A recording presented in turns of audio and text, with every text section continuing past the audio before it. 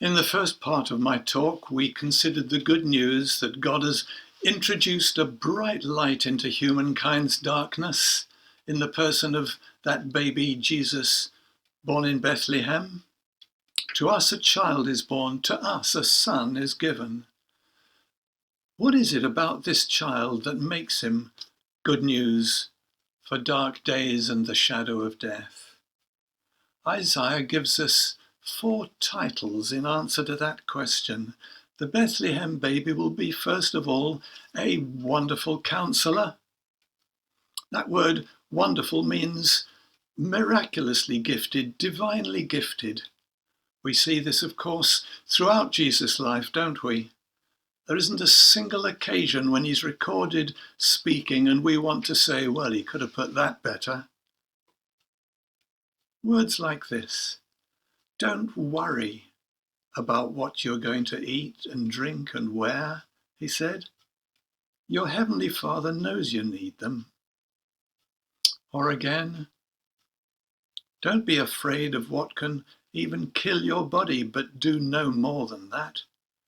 Why, God counts even every sparrow, and every one of you is worth more than many sparrows. When a person chooses Jesus, they're choosing a wonderful counselor, one able to guide us, a shepherd who keeps us in right paths. The Bethlehem baby is first of all a wonderful counselor. He will be, secondly, the mighty God.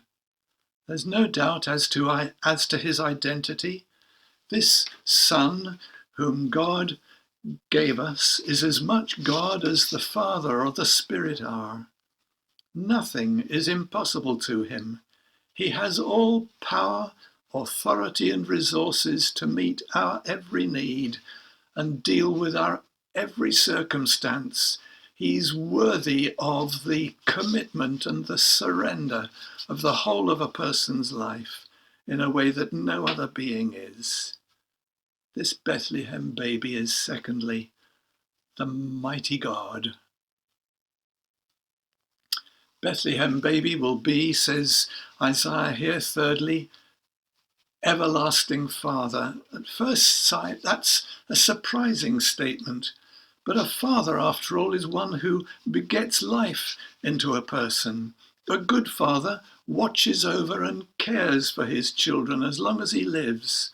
Jesus Christ gives a believer a new kind of life every day, a life that is everlasting. He's the everlasting Father. It lasts, that life, beyond the grave, to the welcome he will give us in the next life. It beats the angel of death into a cocked hat and completely draws his sting. Jesus is recorded in the letter to the Hebrews chapter 2 as saying to the Father, Father, here I am, and the children you've given me. That'll be a great day to know Jesus as our everlasting Father.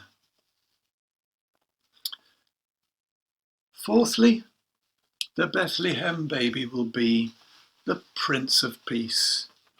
Where Jesus reigns, he brings a wholeness, a sorting of us, a flourishing, a fullness of balanced life that is available nowhere else in this universe.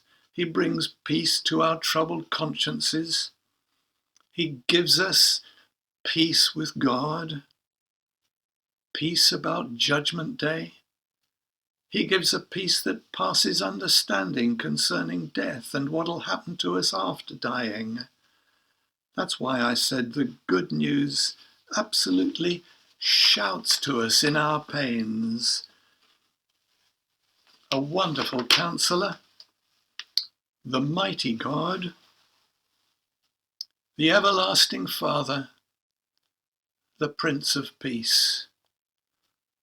What a vocation, what a privilege to meet this child king, and like the shepherds to bow and pay him homage.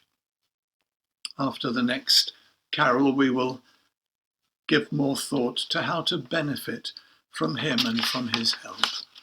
We continue our worship in singing together, Silent Night, Holy Night.